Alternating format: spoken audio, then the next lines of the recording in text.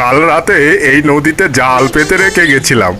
মনে হচ্ছে সারা রাতে অনেক মাছ পড়েছে জালে, না হলে জালটা এত ভারী কেন হবে? ওরে বাবা, কত মাছ! আরে আরে আরে আরে, ও হো হো হো হো, আহা, একটা কচ্ছপও পড়েছে দেখছি। হ্যাঁ, অনেক দিন মাংস দিয়ে ভাত খাইনি। হ্যাঁ, আজকে এই কচ্ছপের মাংস দিয়ে ভাত খাবো। যাক যাক যাক, এখন চটপট বাজারে গিয়ে মাছগুলো বিক্রি করে বাড়ি চলে যায়। হ্যাঁ,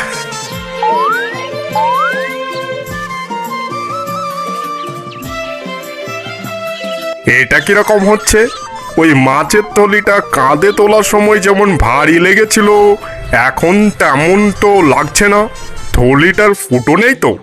থলির ফুটো দিয়ে মাছ আবার বাইরে পড়ে যাচ্ছে না তো? দেখি, তো থলি তো ঠিকই আছে, কি জানে বাবা।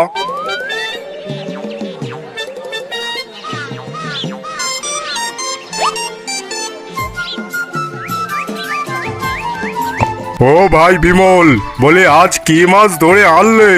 তোমার মুখ চোখে যে আনন্দ দেখতে পাচ্ছি, মনে হচ্ছে হাঙর, কুমির বা তিমি মাছ ধরে এনেছো। ভালো ভালো চুনো মাছ এনেছি গো ভাই, চুনো মাছ। তা আমাকে পাইকারি দামে বেচবে নাকি, না নিজেই বিক্রি করতে বসে যাবে? তোমার মেজাজের তো আর তল পাওয়া যায় না। আজ তো মনে হচ্ছে তোমার মেজাজ বেশ ফুরফুরে আছে গো। তা কি করবে বলো ভাই, আমাকে পাইকারিতে ছেড়ে দেবে? ভালো দাম পেলে কেন দেব না? ঠিক আছে, ঢালো ঢালো, সব মাছ ঢালো। এইখানে সব মাছ ঢালো দেখি। কি গো বিমল, মাছ কই? তাই তো, মাছ কোথায় গেল? সে তুমি বলবে মাছ কোথায় গেল। বিশ্বাস করো, ছোট ছোট মাছে কিলবিল করছিল গো আমার ব্যাগে, আর থলি খুলতেই সব মাছ ফুস করে উড়ে গেল। যত সব আষাঢ়ে গল্প, মিথ্যা কথা বলে আমার দিনটাই নষ্ট করে দিলে তো নষ্ট করে। আমি কি জাদুকর যে তোমার ঝুলি ভরা মাছ মন্ত্র বলে উধাও করে দিয়েছি? এই দেখো তো, দেখো তোমার থলিতে কোনো ফুটো আছে কিনা। না গো ভাই না, আমি আগে দেখেছি কোনো ফুটো নেই তো। তাহলে তোমার চুনো মাছের গল্পটা কি ছিল বাপু? কি হলো রে বাবা, অতগুলো মাছ সব গেল কোথায়? যাক যাক, ওসব নিয়ে যত ভাববো ততই মাথা গরম হয়ে যাবে। বিমলের মেজাজের চক্কর এখন উল্টো দিকে ঘুরছে দেখছি। এরপর থেকে ওর সাথে খুব সাবধানে মিশতে হবে।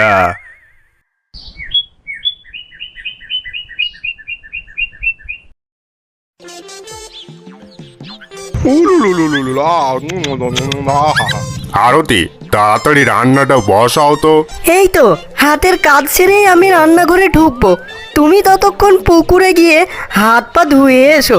একটু জল টল খাও দেখি, আর ওইখানে একটু বাতাসা মুড়ি আছে, তুমি একটু খেয়ে নিও কেমন? আচ্ছা, এই লালুটা এমন করে কাঁদছে কেন গো বলো তো? আগে অন্য কুকুরকে কাঁদতে দেখেছি, কিন্তু কালু তো কোনোদিন এমন করে কাঁদেনি। তুমি আসার পর থেকেই ও এমন করে কাঁদছে, আশ্চর্য ব্যাপার তো। তাই তো গো, কি জানি এই লালুটার আবার কি হলো। শোনো শোনো, আমি পুকুরে গিয়ে হাত মুখ ধুয়ে আসছি, এই থলিটা এখানেই রইলো।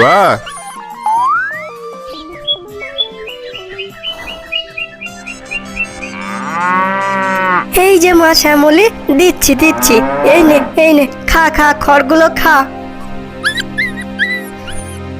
কি রে লালু, তোর পেটে কি যন্ত্রণা শুরু হলো নাকি? দাঁড়া বাবা দাঁড়া, শ্যামলির খাবারটা দিয়েই তোকে খেতে দেব।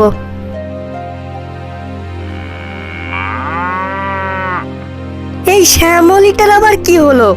তখন থেকে চিৎকার করছে, কি জানি, দেখি। আমি কি দেখছি? এই ওই অতটুকু কচ্ছপটা এত বড় হয়ে গিয়ে শ্যামলীকে খেতে শুরু করেছে। বাঁচাও, কে কোথায় আছো? আমার বাঁচাও, গরুকে বাঁচাও। ওগো শুনছো? ওই রাক্ষস কচ্ছপ আমায় খেতে আসছে, শিগগিরই এসো, আমায় বাঁচাও, আমাকে বাঁচাও। ও বউ, কি হবে এখন? আমাদের যেমন করে হোক এই রাক্ষসের হাত থেকে বাঁচতেই হবে। পালাও পালাও। আর এভাবেই জেলে ও তার স্ত্রী ওই রাক্ষস কচ্ছপ থেকে কোনো রকম ভাবে পালিয়ে বেঁচে যায়।